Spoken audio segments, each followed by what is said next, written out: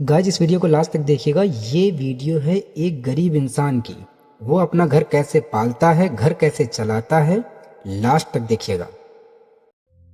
सोचो, एक भिखारी रोज तुम्हारे सामने बैठा भीख मांगता है।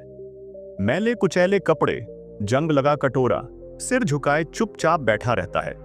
तुम उसे देखकर नजरअंदाज कर देते हो, लेकिन तुम्हें अंदाजा भी नहीं कि वो हर दिन जो पैसे इकट्ठा करता है उससे कुछ ऐसा कर रहा है जो पूरी दुनिया में मिसाल बन जाएगा। एक दिन जब उसकी सच्चाई सामने आई तो पूरा शहर हिल गया। आखिर कौन था वो, और क्यों उसने अपनी पूरी जिंदगी भीख मांगने में लगा दी? तो आखिर सच क्या था? आइए जानते हैं इस भिखारी की अनसुनी कहानी। शहर के सबसे व्यस्त चौराहे पर एक पुराने मंदिर के बाहर फकीरा नाम का एक भिखारी हर सुबह अपनी जगह पर आकर बैठ जाता था। मैले कुचैले कपड़े, बढ़ी हुई दाढ़ी, बिखरे बाल और हाथ में एक जंग लगा कटोरा। लोग उसे बस एक आम भिखारी समझकर नजरअंदाज कर देते थे। कुछ सिक्के डाल देते, कुछ हिकारत से देखते तो कुछ तंज कसते। अरे, जब काम करने की उम्र है तो भीख क्यों मांगता है? लेकिन फकीरा चुप रहता। उसने कभी किसी से कुछ नहीं मांगा। वो बस सिर झुकाए बैठा रहता, और जब उसका कटोरा सिक्कों से भर जाता तो उठता और शहर की तंग गलियों में कहीं गायब हो जाता।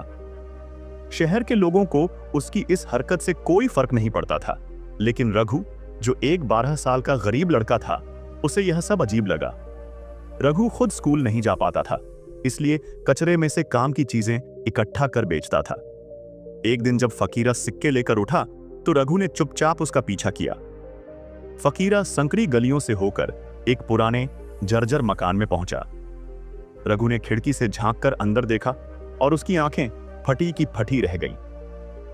अंदर करीब 60 से 70 बच्चे पढ़ाई कर रहे थे। उनके कपड़े फटे पुराने थे, लेकिन उनके चेहरे पर खुशी थी।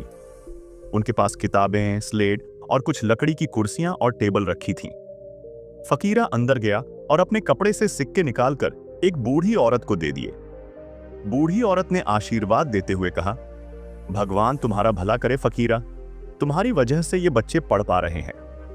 फकीरा मुस्कुराया और बोला, बस इन्हें पढ़ाते रहो अम्मा, यही मेरे लिए सबसे बड़ा आशीर्वाद है। रघु ये सब देखकर हैरान था।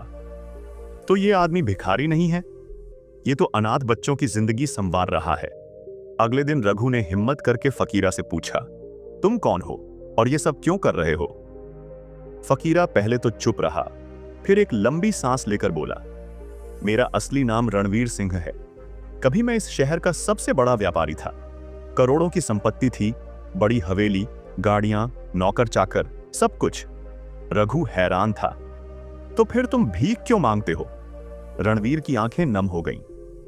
एक दिन मेरे लालच और घमंड ने मेरी दुनिया छीन ली। रणवीर ने बताया कि कुछ साल पहले उसने शहर के एक अनाथालय की जमीन जबरदस्ती हड़प कर वहां एक फैक्ट्री बनाई थी। लेकिन उसी रात फैक्ट्री में आग लग गई और दर्जनों अनाथ बच्चे जलकर मर गए। रणवीर ने खूब पैसे कमाए, लेकिन उसकी आत्मा उसे चैन नहीं लेने देती थी।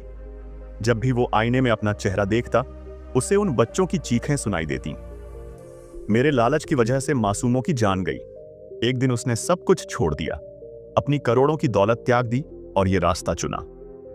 अब वो भीख मांगकर उन बच्चों की मदद करता जिनके पास कोई सहारा नहीं था। एक दिन शहर में बाढ़ आ गई, कई घर तबाह हो गए और फकीरा के स्कूल में पानी भर गया।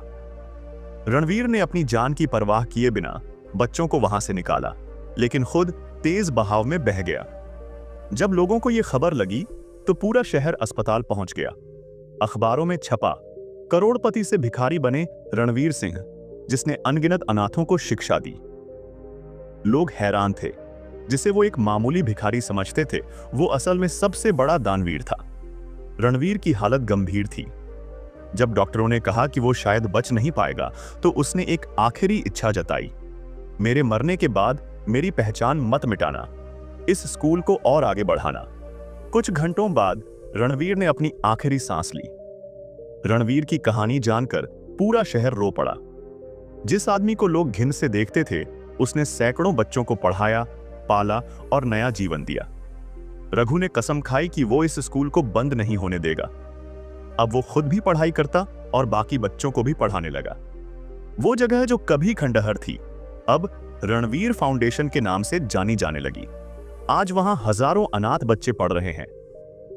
सीख, असली हीरो वो नहीं होता जो नाम कमाए, बल्कि वो होता है जो गुमनाम रहकर दूसरों की जिंदगी बदल दे।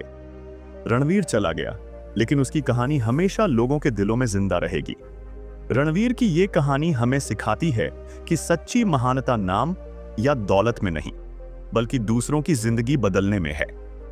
अगर आपको ये कहानी प्रेरित करती है तो इसे शेयर करें और कमेंट में बताएं, आपके हिसाब से असली हीरो कौन होता है।